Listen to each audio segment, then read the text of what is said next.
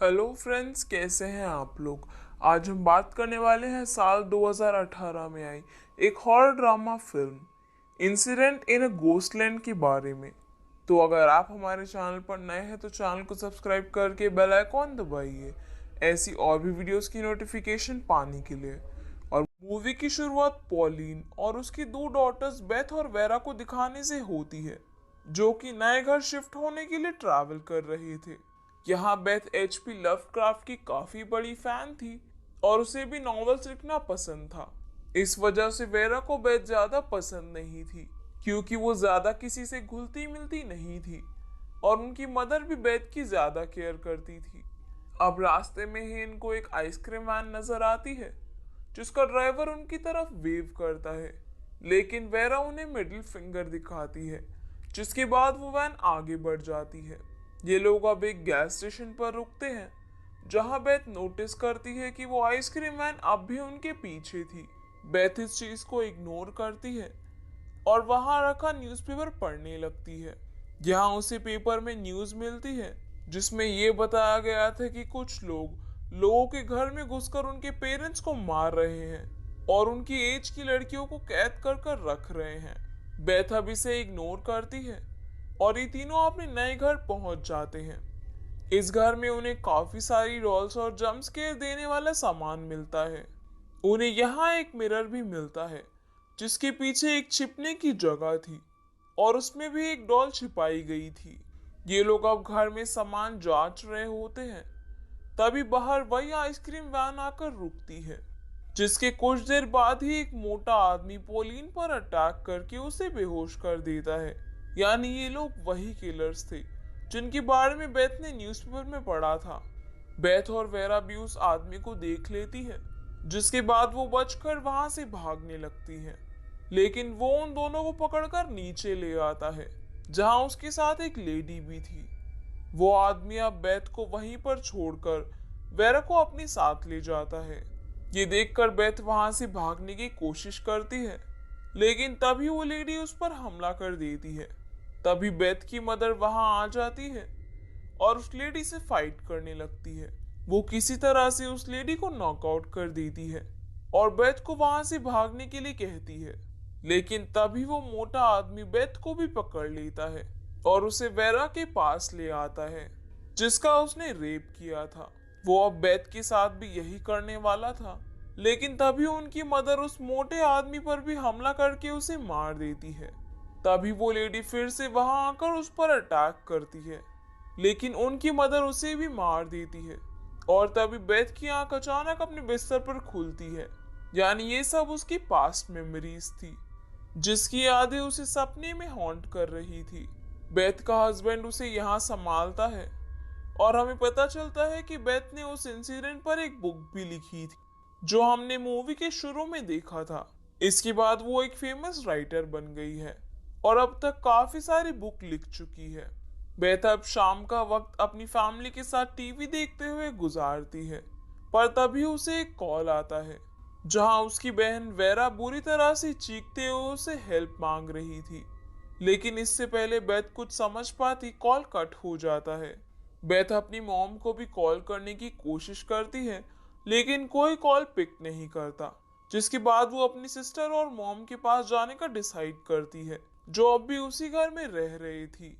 घर पहुंचने पर बेथ को अपनी मॉम सही सलामत मिलती है और हमें पता चलता है कि वेरा की मेंटल कंडीशन उस इंसिडेंट के बाद से ही सही नहीं है, जिसके कारण वो उसे बेसमेंट में लॉक करके रखते हैं। वेरा अब यहाँ भी बेथ से हेल्प मांगते हुए चीखने लगती है, जिसके बाद उनकी मदर उसे किसी तरह से शांत करवाती है। अब उसी रात बेथ को ऐसा लगता है कि उसके रूम में कोई है, जिसके बाद वो मिरर के पीछे स्पेस को चेक करती है, जहां उसे सिर्फ एक डॉल मिलती है। लेकिन अचानक ही बेथ को कोई अंदर खींच लेता है, पर तभी उसकी आंख खुल जाती है और ये बस उसका एक सपना निकलता है। लेकिन नींद खुलने पर बेथ को उसी मिरर पर हेल्प में लिखा हुआ मिलता है। वो अभी से वेरा का किया हुआ समझकर बेसमेंट में जाती है, जहां उसे वेरा बुरी हालत में मिलती है। उसके पूरे शरीर पर चोट के निशान थे और वो बेथ से उसे बचाने की रिक्वेस्ट करती है, जैसे वो लोग अब भी वहां मौजूद हो। तभी उन्हें बाहर से ट्रक की आवाज आती है, जो देखकर वेरा वहीं छुप जाती है। लेकिन बेथ की चेक करने पर वो बस रोड से जाता हुआ एक आम ट्रक निकलता है। उसी रात बेथ की मॉम कुछ ज्यादा ड्रिंक कर लेती है, जिसके बाद बेथ उन्हें सुलाकर घर में रखी चीजें देखने लगती है। तभी उसकी नजर एक और मिरर पर पड़ती है, जिस पर हेल्प में लिखा हुआ था। और जब वो रूम में जाती है तो वेरा उसे एक बेड पर बंधी हुई मिलती है। बेथ उसे खोलने की कोशिश करती है, लेकिन वहां कीज नहीं थी। जिसके बाद वो कीज ढूंढने के लिए बाहर आती है, लेकिन तभी दरवाजा बंद हो जाता है और कोई वेरा को बुरी तरह से टॉर्चर करने लगता है। बेथ वो दरवाजा खोलने की कोशिश करती है, लेकिन वो नहीं खुलता और फिर अचानक ही सब कुछ शांत हो जाता है। बेथ अब जाकर अपनी मॉम को उठाती है और वापस दरवाजे के पास आती है, जहां वेरा अचानक ही वहां से बाहर आती है और फिर कोई अनजान शक्ति उस पर हमला करने लगती है। इस दौरान वेरा ऐसा बिहेव करती है जैसे वो उस शक्ति को देख पा रही हो। इस दौरान वो बुरी तरह घायल भी हो जाती है और उसके एक हाथ की सारी उंगलियां भी टूट जाती है। बेथ अब अपनी मॉम को एम्बुलेंस को बुलाने के लिए कहती है और खुद वेरा को संभालने लगती है, जिसके बाद उनकी मॉम एम्बुलेंस को लेने के लिए बाहर चली जाती है। लेकिन जब बेथ वापस अंदर आती है तो वेरा उसे नहीं मिलती। वो उसे बेसमेंट में ढूंढने जाती है, लेकिन बेसमेंट का दरवाजा बंद निकलता है और तभी वहां से किसी आदमी की आवाज आती है कि वेरा के बाद अब उसकी बारी है। जिसके बाद बेथ को वही मोटा आदमी भी नजर आता है, लेकिन वो बस उसका वहम निकलता है। बेथ अब अपने रूम में आराम करनी चली जाती है, लेकिन जब अगले दिन उसकी आंखें खुलती है तो उसे अपने शरीर पर वेरा की ही तरह काफी सारे चोट के निशान मिलते हैं।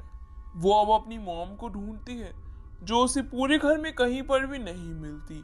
जिसके बाद वो वापस बेसमेंट में वेरा के पास जाती है, जो फाइनली सारी सच्चाई रिवील करती है कि बेथ अब तक जो फेमस राइटर की जिंदगी यहाँ से निकलने के बाद जी रही थी, वो बस उसके दिमाग का एक भ्रम था। और असल में मूवी की शुरुआत में दिखाए हुए इंसिडेंट को अभी कुछ ही दिन बीते हैं, यानी बेथ और वेरा इस समय एक साथ उस घर में फंसे हुए थे।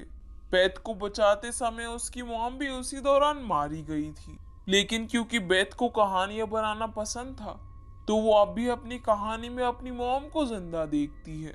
बेथ के हस्बैंड और उसका बेटा भी असल में वहां रखी कुछ पुरानी तस्वीरों में दिखने वाले इंसान थे और वो दोनों किलर अब भी जिंदा है और बेथ और वेरा को अब तक टॉर्चर कर रहे थे। बेथ को अब सारी सच्चाई समझ आ चुकी थी, जिसे जानकर वो काफी ज्यादा रोती है।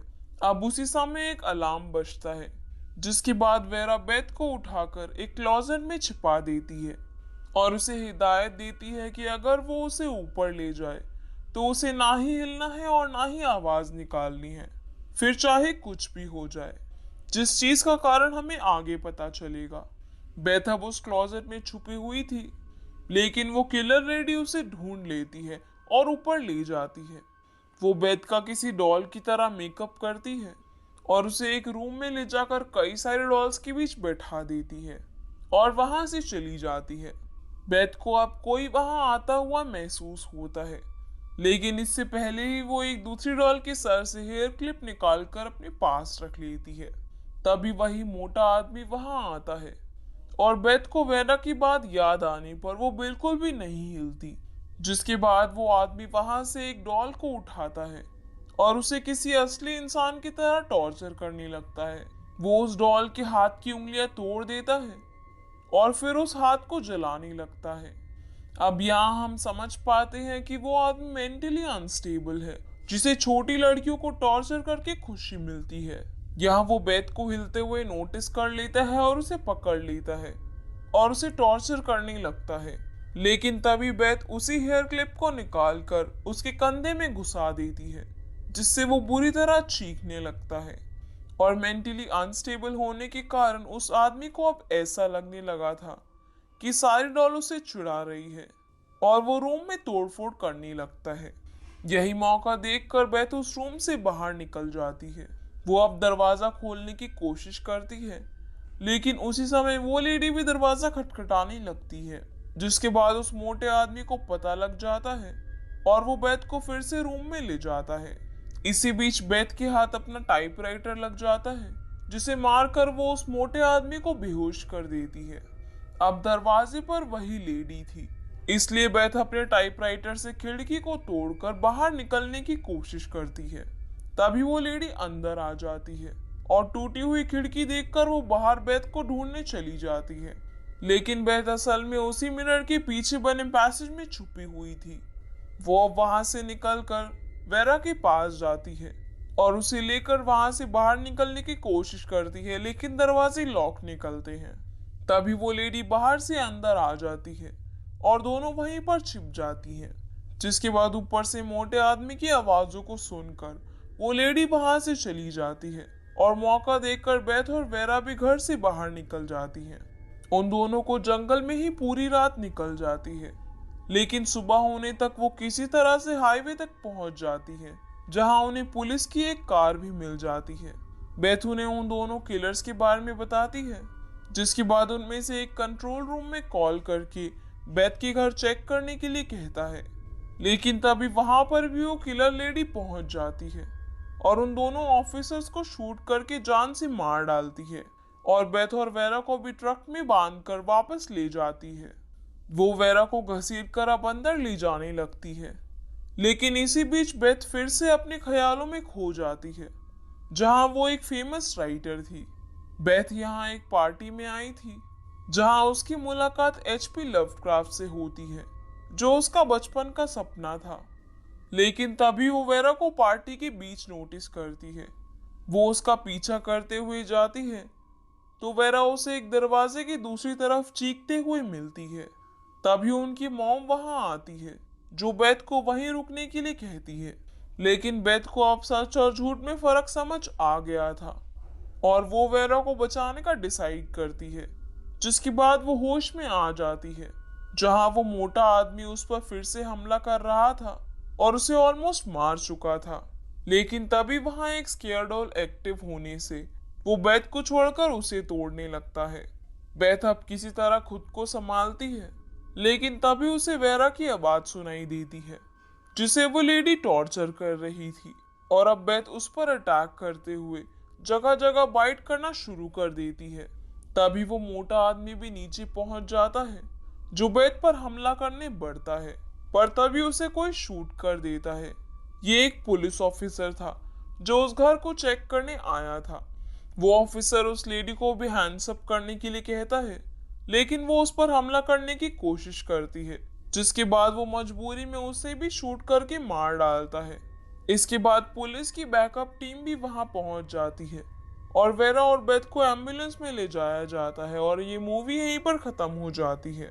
तो गाइज ये थी इस फिल्म की कहानी एंड आई होप आप लोगों को ये वीडियो पसंद आई होगी। तो वीडियो को लाइक करना बिल्कुल भी मत भूलिएगा और कमेंट कर जरूर बताएगा कि आप लोगों को ये वीडियो कैसा लगा।